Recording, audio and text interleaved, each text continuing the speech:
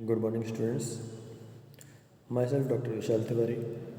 और आज का जो हमारे वीडियो का टॉपिक है वो है बालकन युद्ध। बालकन युद्ध किन परिस्थितियों में हुआ और उसके लिए कौन कौन सी परिस्थितियाँ उत्तरदायी थी, और वो सारी चीज़ हम देखेंगे। लेकिन उससे पहले हमको ये देखना पड़ेगा कि ये जो पूर्वी समस्या है वो सुलझ क्यों नहीं रही है। पहले क्रीमिया का युद्ध भी हो चुका, ठीक है। दिन पे दिन ये समस्या बढ़ती चली जा रही थी और बाद में जाके बाल्कन युद्ध के अंदर इसकी परिणति हुई। और बाल्कन युद्ध में एक युद्ध से इसका समाधान नहीं निकल सका, कम से कम 2 युद्ध हुए।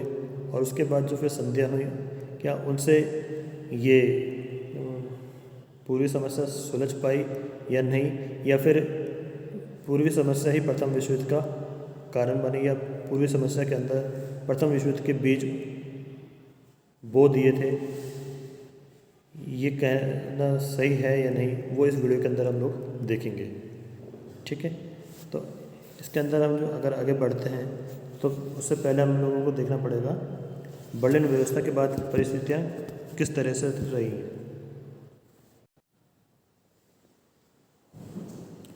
बर्लिन कांग्रेस के निर्णय से बाल्कन राज्य संतुष्ट नहीं थे तथा बर्लिन की संधि ने पूर्वी समस्या को स्थायी समाधान नहीं किया था। अतः बाल्कन के लोगों ने इस संधि के प्रति बड़ी निराशा व्यक्त की।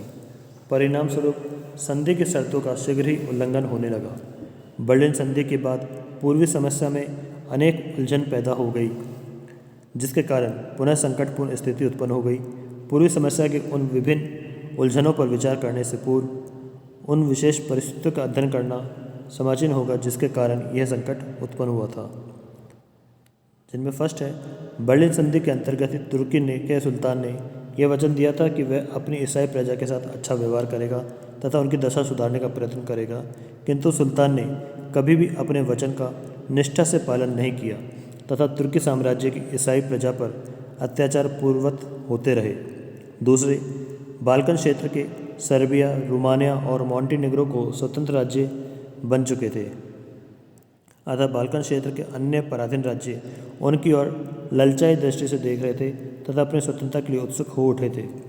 इन पराधीन राज्यों में राष्ट्रीय आंदोलन प्रबल होने लगा। तुर्की का सुल्तान इन राष्ट्रीय आंदोलनों का क्रूरता से दमन करने लगा। तीसरी परिस्थिति ये थी कि बाल्कन क्षेत्र की जिन जातियों ने स्वतंत्रता प्राप्त कर ली थी, वे अब इस बात का प्रयत्न करने लगे कि तुर्की के अधीन जो उनके स्वजातीय बंधुओं के क्षेत्र हैं उन्हें भी अपने क्षेत्र में मिला लें, किंतु ऐसा करने से अन्य विभिन्न जातियों के पारस्परिक हित आपस में टकराने लगे और उनमें संघर्ष होने लगा। चौथा, राष्ट्रीयता की लहर के कारण तुर्की में तरुण तुर्की आंदोलन का आविर्भाव हुआ तथा तुर्की के पुनरुत्थान का प्रयास किया गया, किंतु अंतर्राष्ट्रीय परिस्थितियों के कारण उसे सफलता नहीं मिली। पाँचवीं, ऑस्ट्रिया अत्यंत ही महत्वाकांक्षी था और जब उसे जर्मनी का सहारा मिल गया तब उसने बाल्कन में जबरदस्ती प्रवेश करके अनेक ऐसे कार्य किए जिससे सर्बिया नाराज हो गया। ऑस्ट्रिया व सर्बिया के संबंध दिन प्रतिदिन तनावपूर्ण होते गए और यह स्थिति ही प्रथम महायुद्ध का एक कारण बनी। छठी, जर्मनी ने भी अब पूर्वी समस्या में दिलचस्पी लेना आरंभ कर दिया तथा पूर्व में अपना विस्तार करने के लिए उसने तुर्की से मैत्री कर ली। इन विशेष परिस्थितियों के कारण पूर्वी समस्या में अनेक उलझनें उत्पन्न हो गई थी और यूरोप में अनेक राजनीतिक परिवर्तन होने लगे। अब हम देखते हैं बर्लिन संधि के बाद पूर्व के राजनीतिक रंगमंच पर जो परिवर्तन हुए, उनमें पहला है पूर्वी रोमेलिया और बल्गेरिया का एकीकरण। बर्लिन कांग्रेस ने बल्गेरिया और पूर्वी रोमेलिया का जो विभाजन किया उससे वे दोनों असंतुष्ट थे। इन दोनों राज्यों में वल्गर जाति के लोग रहते थे जिनका धर्म, भाषा और आचार व्यवहार एक थे। अतः इन दोनों राज्यों में बल्गेरिया का एक संगठित राज्य बनाने की भावना प्रबल होती गई। पूर्वी रोमेलिया में बल्गेरिया के साथ मिलने का आंदोलन आरंभ हो गया। रूस की सरकार ने रोमेलिया को अस्त्र शस्त्रों एवं धन की सहायता दी। बल्गेरिया के नेता भी रोमेलिया को मिलाकर संयुक्त राज्य बनाने का प्रचार कर रहे थे। दोनों भागों में चल रहे आंदोलन का नेतृत्व स्टीफन स्टेम्बुलाव कर रहा था, जो बल्गेरिया की राष्ट्रीय सभा का अध्यक्ष था। 18 सितंबर 1885 को पूर्वी रोमेलिया के नेताओं ने तुर्की द्वारा नियुक्त गवर्नर जनरल गैव्रिएल पाशा को प्रांत से बाहर निकालने के लिए बाध्य किया तथा बल्गेरिया के साथ सम्मिलित होने की घोषणा कर दी। बल्गेरिया के शासक प्रिंस अलेक्जेंडर को संयुक्त राज्य का शासक बनाया गया। यद्यपि रूस सिद्धांत बल्गेरिया का एकीकरण का पक्षपाती था, किंतु वह प्रिंस अलेक्जेंडर से नाराज था, क्योंकि प्रिंस अलेक्जेंडर रूस के हाथ की कठपुतली बनने के लिए तैयार नहीं हुआ था। अतः रूस प्रिंस अलेक्जेंडर को हटाने के बाद इस एकीकरण को स्वीकार करना चाहता था। रूस ने इस समस्या पर विचार करने तथा बल्गेरिया द्वारा बर्लिन संधि के उल्लंघन के विरुद्ध विरोध प्रकट करने के लिए विभिन्न राज्यों के राजदूतों का सम्मेलन आमंत्रित करने का सुझाव दिया। तुर्की के सुल्तान ने पहले तो पूर्वी रोमेलिया के विरुद्ध सैनिक कार्रवाई करने का निश्चय किया, किंतु उसने तुरंत ही अपना निर्णय बदल दिया तथा बड़ी शक्तियों के हस्तक्षेप की कल्पना करने लगा। सर्बिया भी इस एकीकरण से उत्तेजित हो उठा तथा नवंबर 1885 में उसने बल्गेरिया के विरुद्ध युद्ध की घोषणा कर दी। सर्बिया की सेनाएं जगह जगह परास्त होती गई और ऐसा प्रतीत होने लगा मानो कुछ ही दिनों बाद सर्बिया का पतन हो जाएगा। इसी समय ऑस्ट्रिया ने बल्गेरिया के शासक को धमकी दी कि यदि तुरंत युद्ध बंद नहीं किया गया तो वह सर्बिया की ओर से युद्ध में प्रविष्ट हो जाएगा। विवश होकर बल्गेरिया को युद्ध बंद करना पड़ा। मार्च 1886 में दोनों के बीच संधि हुई, जिसके अनुसार युद्ध से पूर्व की स्थिति स्थापित की गई। जिस समय युद्ध आरंभ होने वाला था उस समय कुस्तुनतुनिया में राजदूतों का सम्मेलन हुआ, किंतु इस सम्मेलन में कोई ठोस निर्णय नहीं लिया जा सका।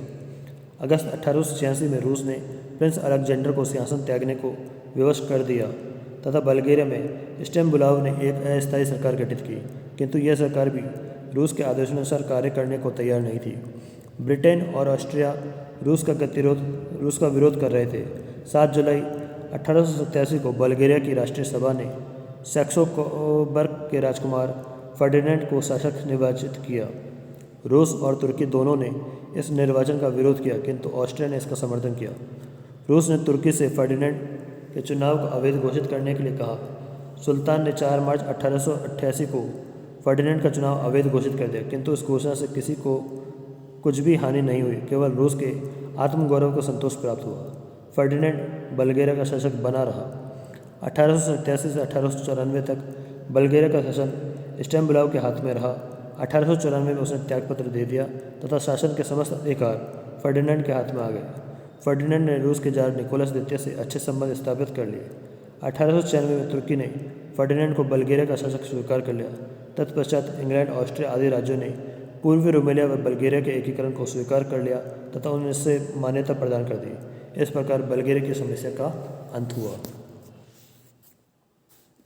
फिर है आर्मेनिया की समस्या। बर्लिन संधि के अनुसार तुर्की के सुल्तान आर्मेनिया में सुधार करने तथा वहाँ के ईसाइयों के अधिकारों की रक्षा करने का वचन दिया था, किंतु सुल्तान ने ईसाई जनता पर अत्याचार करने में कोई कमी नहीं की। बिस्मार्क ने 1883 में लिखा था कि बर्लिन की संधि की आर्मेनिया में सुधार संबंधी धाराएं केवल आदर्शवादी एवं सैद्धांतिक कल्पनाएं हैं। व्यवहारिक दृष्टि से उनका महत्व संदिग्ध है। तुर्की के सुल्तान को भी विश्वास था कि यूरोपीय शक्तियाँ अपनी आपसी फूट के कारण उसके विरुद्ध कोई कदम नहीं उठा सकेगी। दूसरी ओर तुर्की के अत्याचारपूर्ण शासन के कारण आर्मेनिया वासियों की स्वतंत्रता की कामना तीव्र हो उठी। आर्मेनिया की मुक्ति के लिए कई समितियाँ स्थापित की गई तथा 1890 में विभिन्न समितियों ने मिलकर एक आर्मेनियन क्रांतिकारी संघ स्थापित किया। इस संघ ने कुछ क्रांतिकारी टोलियाँ गठित की जो तुर्की साम्राज्य में हिंसात्मक कार्य करने लगी। 1894 में कुछ आर्मेनियन किसानों ने कर देने में असमर्थता प्रकट की। सुल्तान ने उनके विरुद्ध सेना का प्रयोग किया तथा लगभग 20,000 आर्मेनियों को मौत के घाट उतार दिया।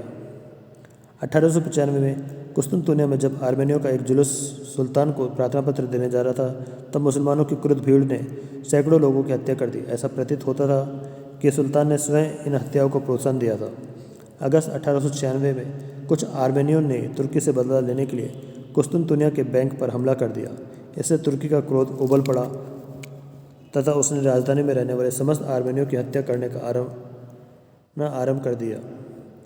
राजधानी में 2 दिन तक खून की नदियाँ बहती रही। इंग्लैंड में ग्लैडस्टोन ने सुल्तान को भयानक हत्यारा कहा। फ्रांस ने उसे खूनी सुल्तान की संज्ञा दी। ब्रिटिश प्रधानमंत्री आर्मेनियों की रक्षा के लिए सशस्त्र हस्तक्षेप करना चाहता था, किंतु रूस और फ्रांस ने उसका साथ नहीं दिया। इंग्लैंड अकेला तुर्की के विरुद्ध अपना क्रोध प्रकट करता रहा। सुल्तान ने उसके विरोध की कोई परवाह नहीं की।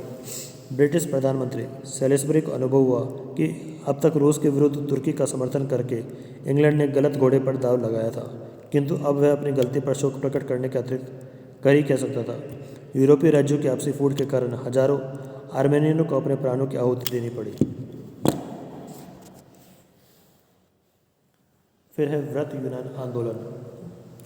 बर्लिन कांग्रेस में यूनान ने क्रीट, थेसली और एपिरस की मांग की थी, किंतु उसे कुछ नहीं मिला। यूनान के आंसू पोंछने के लिए 1881 में ग्लैडस्टोन के दबाव के कारण तुर्की ने एपिरस का कुछ भाग तथा थेसली का अधिकांश भाग यूनान को दे दिया, किंतु इससे यूनान संतुष्ट नहीं हुआ, क्योंकि वह तुर्की साम्राज्य में रहने वाले यूनानियों के प्रदेशों पर अधिकार करना चाहता था।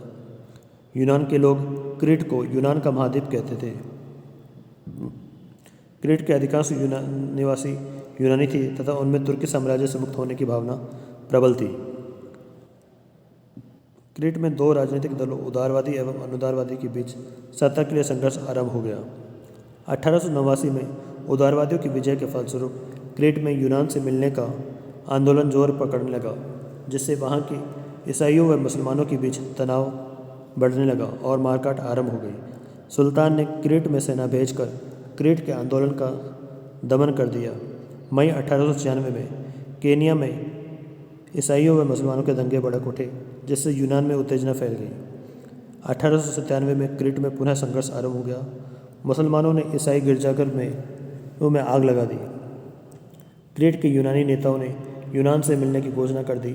यूनान ने क्रीट को सहायता देने का निर्णय किया। 17 अप्रैल 1897 को तुर्की ने यूनान के विरुद्ध युद्ध की घोषणा कर दी। यूनान की सेनाएं तुर्की की सुसज्जित एवं प्रशिक्षित सेनाओं के सामने नहीं टिक सकी। बड़े राज्यों के हस्तक्षेप के कारण 19 मई 1897 को युद्ध विराम की घोषणा की गई।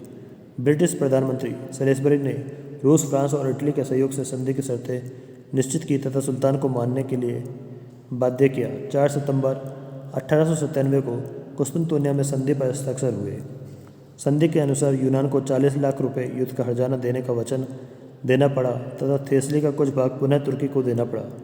क्रीट को सम्मिलित करने की महत्वाकांक्षा पूरी न हो सकी। 1904 में क्रीट के नेताओं ने बड़े राज्यों से क्रीट तथा और यूनान को एकीकरण को स्वीकार करने की मांग की, किंतु बड़े राज्यों ने इसकी उपेक्षा की। फलतः क्रीट में पुनः विद्रोह हो गया। इस पर बड़े राज्यों ने हस्तक्षेप किया तथा क्रीट में 3 वर्ष तक अंतर्राष्ट्रीय पुलिस रखी गई। 1908 में तरुण तुर्की आंदोलन के समय क्रीट वासियों ने अपनी मांग पुनः दोहराई, किंतु उन्हें सफलता नहीं मिली। अंत में बाल्कन युद्ध के पश्चात 1913 में बुखारेस्ट की संधि के द्वारा यूनान और क्रीट का एकीकरण हो पाया था।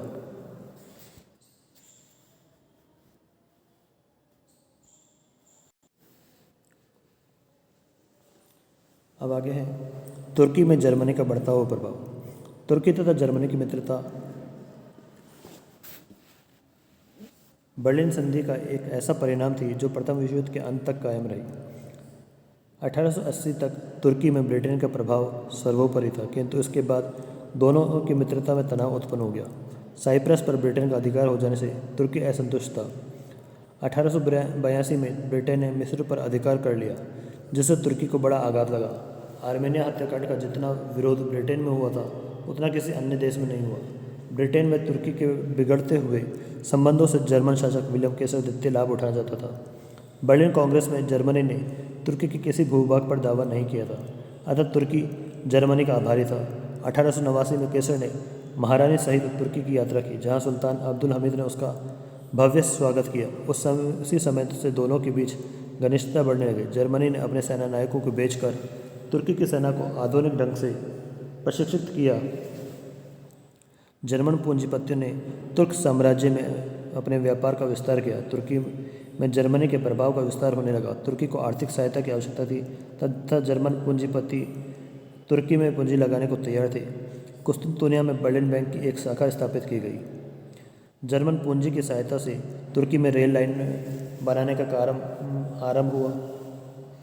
रेल लाइनों के निर्माण में बर्लिन बगदाद रेलवे की योजना सबसे महत्वपूर्ण थी। 1903 में तुर्की के सुल्तान ने जर्मन पूंजीपतियों को यह रेल लाइन बनाने की अनुमति प्रदान कर दी।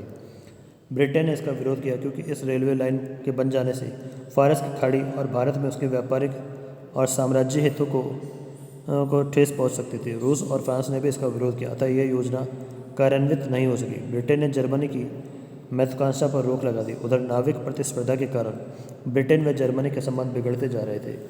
बर्लिन बगदाद रेल योजना ने ब्रिटेन को पृथकता की नीति का परित्याग करने के लिए बाध्य कर दिया। ब्रिटेन ने भी एक विरोधी गुट का निर्माण किया, जिससे यूरोप दो शक्तिशाली गुटों में विभाजित हो गया। 1908 में बोस्निया के संकट के समय जर्मनी ने ऑस्ट्रिया का समर्थन किया तथा रूस, ब्रिटेन व फ्रांस ने जर्मनी व ऑस्ट्रिया की नीति का विरोध किया। इस प्रकार यूरोपीय रंगमंच पर दो शक्तिशाली एवं परस्पर विरोधी गुट स्पष्ट दिखाई देने लगे। तरुण तुर्की आंदोलन। बर्लिन संधि ने तुर्की साम्राज्य के विनाश के क्रम को कुछ समय के लिए स्थगित कर दिया था, किंतु तुर्की साम्राज्य की स्थिति की हालत दिन प्रतिदिन खराब होती जा रही थी। 19वीं शताब्दी में यूरोप में जो उदारवाद की लहर चल रही थी, उसका प्रभाव तुर्की पर भी पड़ा। तुर्की के नौसेना अध्यक्ष खलील पाशा ने कहा था, मुझे विश्वास है कि हम शीघ्र ही यूरोपीय ढंग से सुधार नहीं करते तो हमें एशिया में वापस जाने के लिए तैयार रहना चाहिए। यही शब्द तरुण तुर्की आंदोलन की उत्पत्ति की मूल स्रोत थे। तुर्की के युवक समझने लगे कि कल्याण होना संभव नहीं है, तुर्की को भी अन्य यूरोपीय राज्यों की तरह बदलना चाहिए। यही भावना तुर्की में निरंतर प्रबल होती जा रही थी। उसी उद्देश्यों को सामने रखकर 1891 में तुर्की के कुछ युवकों ने, जो पश्चिमी विचारधारा से प्रभावित थे, जिनेवा में एक एकता और प्रगति की समिति स्थापित की। इस समिति के युवक तुर्क ऑटोमन साम्राज्य को पश्चिमी ढंग पर पुनर्गठन करना चाहते थे। वे तुर्की में संसदीय संविधान, बौद्धिक एवं धार्मिक स्वतंत्रता और प्रेस की स्वतंत्रता की स्थापना करना चाहते थे। वे शिक्षा के प्रसार, व्यापार के विकास तथा मध्यकालीन कुरीतियों के उन्मूलन के भी इच्छुक थे। इस प्रकार वे तुर्की को प्रगतिशील देशों में उचित स्थान दिलाना चाहते थे, ताकि पश्चिमी देशों को तुर्की का विभाजन करने से रोका जा सके। युवक तुर्कों ने साम्राज्य के विभिन्न भागों में गुप्त समितियां स्थापित करके अपने कार्यक्रम का प्रचार किया। युवक तुर्कों ने तुर्की के सैनिक अधिकारियों को भी अपना समर्थक बना लिया तथा उसकी सहायता से सुल्तान हमीद के विरुद्ध आक्रमण करने की योजना बनाई। अब्दुल हमीद का समर्थन करने वाले सैनिक अधिकारियों की हत्या कर दी गई। अब सुल्तान को एकता और प्रगति की समिति के षड्यंत्र का कुछ आभास मिला था। उसने उसके विषय में पूर्ण जानकारी प्राप्त करने के लिए एक अधिकारी को भेजा, किंतु उस समय तक समिति का कार्यक्रम पूरा हो चुका था। 3 जुलाई 1908 को युवक तुर्क नेता नियाजी बे ने रेशना नामक स्थान पर सुल्तान के निरंकुश शासन के विरुद्ध विद्रोह कर दिया। 6 जुलाई को मोनिस्टर में स्थित सैनिक टुकड़ी ने विद्रोह कर दिया। 22 जुलाई को नियाजी बे ने सैलोनिका में 1876 के संविधान की घोषणा कर दी। अब्दुल हमीद विद्रोहियों का सामना करने में असमर्थ था, अतः उसने 24 जुलाई 1876 को संविधान को पुनः लागू करने की घोषणा कर दी तथा संसद का अधिवेशन आमंत्रित किया। जाति एवं धर्म के भेदभाव के बिना साम्राज्य की प्रजा को व्यक्तिगत स्वतंत्रता तथा समानाधिकार देने की घोषणा की। प्रेस पर लगे प्रतिबंध हटा दिए गए और साथ ही कियामल पाशा के नेतृत्व में नया मंत्रिमंडल गठित किया गया। इस रक्तहीन सैनिक क्रांति का साम्राज्य भर में बड़े उत्साह के साथ स्वागत हुआ। यूरोपीय राज्यों, विशेष रूप से इंग्लैंड में तरुण तुर्की का स्वागत किया गया। संविधान के अनुसार संसद के नए चुनाव कराए गए, जिसमें एकता और प्रगति की समिति के समर्थकों ने बहुमत प्राप्त किया। कियामल पाशा के मंत्रिमंडल ने सुधार योजना लागू करने का प्रयत्न किया, किंतु साम्राज्य के एशियाई भाग में पाश्चात्य ढंग से सुधारों को कार्यान्वित करना कठिन हो गया। फरवरी 1909 में कियामल पाशा ने त्यागपत्र दे दिया तथा उसके स्थान पर हिल्मी पाशा को प्रधानमंत्री बनाया गया। हिल्मी पाशा को भी सफलता नहीं मिली। क्रांति के नेताओं का उत्साह ठंडा देखकर सुल्तान अब्दुल हमीद ने 13 अप्रैल 1909 को सेना की सहायता से प्रतिक्रांति करके पुनः अपना निरंकुश शासन स्थापित कर लिया, किंतु उसकी सफलता सुनिश्चित हुई। 24 अप्रैल को महमूद शेवरुत के नेतृत्व में युवक तुर्की की एक सेना सैलोनिया से चलकर कुस्तुनतुनिया में प्रविष्ट हो गई तथा राजधानी पर अधिकार कर लिया। 27 अप्रैल को तुर्की की राष्ट्रीय सभा ने सर्वसम्मति से सुल्तान अब्दुल हमीद को गद्दी से उतार दिया तथा उसके छोटे भाई को मोहम्मद पंचम के नाम से सुल्तान घोषित कर दिया। नए सुल्तान के अधीन हिलमी पाशा को पुनः प्रधानमंत्री बनाया गया तथा सुधारों का कार्यक्रम आरंभ किया गया, किंतु सुधारों के बारे में युवक तुर्कों में मतभेद उत्पन्न हो गए। अब तुर्क नेताओं ने उग्र राष्ट्रीयता की भावना पर आधारित तुर्कीकरण की नीति अपनाई। तुर्कीकरण की नीति का अर्थ था कि तुर्की साम्राज्य में रहने वाली अन्य सभी जातियों को सभ्यता, संस्कृति, भाषा आदि की दृष्टि से तुर्क बना दिया जाए। इस नीति के परिणाम स्वरूप साम्राज्य में रहने वाले ईसाइयों व गैर तुर्की जातियों में सरकार के विरुद्ध असंतोष बढ़ने लगा। मैसेडोनिया व एशिया माइनर में 30,000 ईसाइयों की हत्या कर दी गई तथा अल्बानिया में तुर्की के विरुद्ध विद्रोह की तैयारियां आरंभ हो गई। तरुण तुर्क शासन न्याय और उदारता का ध्वज लेकर बढ़ा था, किंतु अब वह शोषण का प्रतीक बन गया। क्रांति के बाद कोई सुधार लागू नहीं किए गए। उग्र नीति के फलस्वरूप गैर तुर्क जातियों पर अत्याचार बढ़ गए, जिससे यूरोपीय राज्यों में शोक फैल गया। तरुण तुर्क आंदोलन ने गलत मार्ग अपनाकर पूर्वी समस्या से संबंधित सभी समस्याओं को पुनः उभार दिया और उसके फलस्वरूप 1908 के बाद ऐसा घटनाचक्र आरंभ हुआ जो सीधा विश्व युद्ध की ओर ले गया।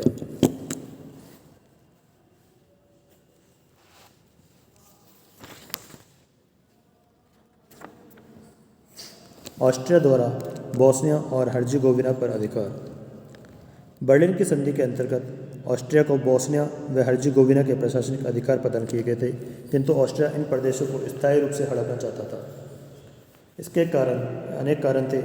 ऑस्ट्रिया में द्वैध राजतंत्र था, जहाँ हैब्सबर्ग एवं मैग्यार जाति के लोग रहते थे, किंतु शासक हैब्सबर्ग वंश का होने से शासन में हैब्सबर्ग की प्रधानता थी।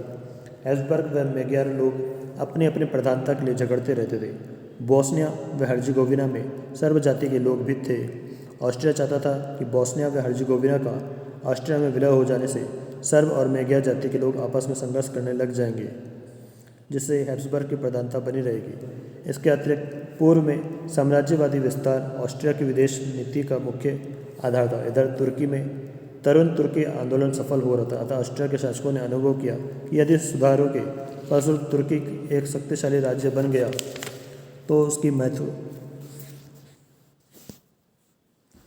की पूर्ति नहीं हो सकेगी। इससे भी बढ़कर भी एक अन्य कारण था ऑस्ट्रिया व सर्बिया के बिगड़ते संबंध, जिसने ऑस्ट्रिया को ऐसा कदम उठाने के लिए बाध्य किया। सर्बिया में सर्वस्लाववाद का प्रभाव बढ़ रहा था तथा विशाल सर्बिया का आंदोलन जोर पकड़ रहा था। सर्बिया के राजनीतिक के रूस और बल्गेरिया से अच्छे संबंध स्थापित करने का प्रयत्न कर रहे थे तथा दक्षिणी स्लाव राज्यों को भी संगठित कर रहे थे। इससे ऑस्ट्रिया का चिंतित होना स्वाभाविक ही था। इसी समय बोस्निया और हर्जेगोविना में भी ऑस्ट्रिया के विरुद्ध असंतोष बढ़ रहा था। सर्बिया के सर्वस्लाव आंदोलन से बोस्निया और हर्जेगोविना के स्लावों को प्रोत्साहन मिल रहा था, अतः दक्षिणी स्लाव आंदोलन को रोकने तथा सर्बिया की गतिविधियों पर अंकुश लगाने के लिए ऑस्ट्रिया के चांसलर एरेनथॉल ने बोस्निया व हर्जेगोविना को ऑस्ट्रिया के साम्राज्य में सम्मिलित करने का निश्चय किया, किंतु यह कार्रवाई करने से पूर्व वह रूस को अपने पक्ष में करना चाहता था। इस समय रूस का विदेश मंत्री इजवॉल्स्की था, जो रूस जापान युद्ध के बाद रूस की खोई हुई प्रतिष्ठा पुनः स्थापित करना चाहता था। वह भूमध्य सागर को मिलाने वाले डार्डेनल्स तथा बास्फोरस नामक जल डमरों पर अपना प्रभाव स्थापित करने के लिए विशेष रूप से इच्छुक था। यद्यपि बाल्कन प्रायद्वीप में रूस ऑस्ट्रिया की नीति का कट्टर विरोधी था, किंतु ऑस्ट्रिया की सहमति के बिना वह इन जल डमरों पर प्रभाव स्थापित नहीं कर सकता था। 16 सितंबर 1908 को इजवॉल्स्की ने ऑस्ट्रिया के निमंत्रण पर बुशलो नामक स्थान पर एरेनथॉल से भेंट की। दोनों की मंत्रणा गुप्त रूप से हुई थी और इस अवसर पर कोई अन्य व्यक्ति मौजूद नहीं था, किंतु दोनों के वक्तव्यों से यह स्पष्ट हो जाता है कि एरेनथॉल ने रूस को डार्डेनल्स तथा बास्फोरस पर आधिपत्य जमाने की अनुमति प्रदान कर दी थी तथा इजवॉल्स्की ने ऑस्ट्रिया को बोस्निया और हर्जेगोविना को अपने साम्राज्य में मिलाने की अनुमति प्रदान कर दी थी। दोनों ने इस परिवर्तन को यूरोपीय राज्यों के सम्मेलन द्वारा स्वीकृत कराने का भी निश्चय किया था। एरेनथॉल का कहना था कि उसने इजवॉल्स्की को स्पष्ट रूप से बतला दिया था कि 8 अक्टूबर को ऑस्ट्रिया की सेनाएं बोस्निया व हर्जेगोविना को अपने अधिकार में ले लेगी, किंतु इजवॉल्स्की ने इस वक्तव्य का खंडन किया तथा खुले रूप से शिकायत की कि उसको धोखा दिया गया है। रूस की ओर से आश्वस्त हो जाने के बाद एरेनथॉल ने बल्गेरिया को अपने पक्ष में करना चाहा। उसने बल्गेरिया को यह आश्वासन दे दिया कि यदि वह अपनी पूर्ण स्वाधीनता की घोषणा कर देगा तो ऑस्ट्रिया किसी प्रकार का विरोधी नहीं करेगा। 1 अक्टूबर को फ्रांस, इटली और ब्रिटेन और जर्मनी में स्थित ऑस्ट्रिया के राजदूतों के पास सम्राट फ्रांसिस जोसेफ के हाथ से लिखित चिट्ठियां भेजी गई, जिसमें उन्हें यह आदेश दिया गया कि 5 अक्टूबर को वे विभिन्न सरकारों के सामने यह प्रकट कर दें कि 7 अक्टूबर को बोस्निया और हर्जेगोविना पर आधिपत्य स्थापित कर लिया जाएगा। इजवॉल्स्की की इस समय अपने कूटनीतिक अभियान पर पेरिस आया हुआ था। यहाँ उसे एरेनथॉल की कार्रवाई का पता चला, किंतु इजवॉल्स्की द्वारा कोई कार्रवाई करने से पूर्व ही 7 अक्टूबर के बदले 6 अक्टूबर 1908 को ही ऑस्ट्रिया के सम्राट ने बोस्निया व हर्जेगोविना पर ऑस्ट्रिया के आधिपत्य की घोषणा कर दी। इस घोषणा से यूरोपीय राज्यों में बड़ी तीव्र प्रतिक्रिया हुई, जिससे बाल्कन क्षेत्र में एक नया संकट उत्पन्न हो गया। इंग्लैंड, रूस, इटली और तुर्की ने ऑस्ट्रिया की इस कार्रवाई का तीव्र विरोध किया। सबसे अधिक तीव्र प्रतिक्रिया सर्बिया में हुई। सर्बिया के समाचार पत्रों ने ऑस्ट्रिया पर बर्लिन संधि के उल्लंघन का आरोप लगाया। 13 अक्टूबर 1908 को इंग्लैंड व रूस ने इस प्रश्न पर विचार करने के लिए यूरोपीय राज्यों का सम्मेलन आमंत्रित करने की मांग की, किंतु ऑस्ट्रिया ने इस प्रस्ताव को अस्वीकार कर दिया तथा जर्मनी ने उसका समर्थन किया। ऑस्ट्रिया ने तुर्की को संतुष्ट करने के लिए एक समझौता कर लिया, जिसके अनुसार ऑस्ट्रिया ने बोस्निया व हर्जेगोविना पर अधिकार करने के फलस्वरूप जो क्षति हुई उसकी पूर्ति के लिए 24 लाख पाउंड देने का वचन दिया। इधर जर्मनी ने रूस पर दबाव डाला, जिसके परिणाम स्वरूप रूस ने भी बोस्निया व हर्जेगोविना पर ऑस्ट्रिया के आधिपत्य को स्वीकार कर लिया, किंतु सर्बिया में रोष और क्रोध छाया हुआ था। सर्बिया ने ऑस्ट्रिया के विरुद्ध युद्ध की मांग की तथा सर्बिया की सरकार ने भी युद्ध की तैयारी आरंभ कर दी। रूस ने उसे समझा बुझा कर शांत कर दिया। अंत में इंग्लैंड और फ्रांस ने भी बर्लिन की संधि की 25वीं धारा को निरस्त करने की स्वीकृति दे दी। संपूर्ण बोस्निया कांड एरेनथॉल की व्यक्तिगत कूटनीतिक विजय थी। बोस्निया में उसने बहुत बड़ा दाव लगाया था और रूस को अपमानित करते हुए वह इस दाव में जीत गया। उसने बड़े साहसपूर्वक बर्लिन संधि का उल्लंघन किया और विश्व के कूटनीतिज्ञ ताकते रह गए। इतना ही नहीं, बड़ी चतुराई से उसने यूरोपीय राज्यों से इसकी स्वीकृति भी प्राप्त कर ली। जर्मन चांसलर बोलो ने कहा था, एक गंभीर स्थिति में ऑस्ट्रिया व जर्मनी की मैत्री की शक्ति प्रमाणित हो गई तथा जिन शक्तियों को अल्जीसिराज सम्मेलन में शक्तिशाली समझा गया था वे यूरोप के जटिल समस्याओं के समक्ष बिखर गई। किंतु बोलो इस तथ्य से अनभिज्ञ रह गया कि वे शक्तियां बिखरने के बजाय अधिक संगठित हो गई थी। रूस और स्लाव अपमान को कभी नहीं भुला सके। रूस सर्बिया को उकसाता रहा कि बोस्निया व हर्जेगोविना सर्बिया के एल्सस और लॉरेन है। ऑस्ट्रिया से बदला लेने के लिए रूस ने इटली व बल्गारिया से गुप्त वार्ता की, जिसके परिणाम स्वरूप 1912 में बाल्कन संघ की स्थापना हुई। रूस से प्रोत्साहन मिलने पर सर्बिया में पुनः विशाल स्लाव सर्बिया आंदोलन आरंभ हो गया। स्लाव आंदोलन के कारण जून 1914 में बोस्निया में ऑस्ट्रिया के राजकुमार की हत्या कर दी गई और इस घटना के साथ ही यूरोपीय रंगमंच से पर्दा उठ गया तथा रंगमंच पर विध्वंसक नाटक आरंभ हो गए। बोस्निया कांड के समय ही यह स्थिति स्पष्ट हो गई थी कि युद्ध के नाटक में किसी कलाकार को क्या भूमिका अदा करनी है। इसलिए बोस्निया कांड को प्रथम विश्व युद्ध के विध्वंसकारी नाटक का पूर्वाभिनय कहा जा सकता है।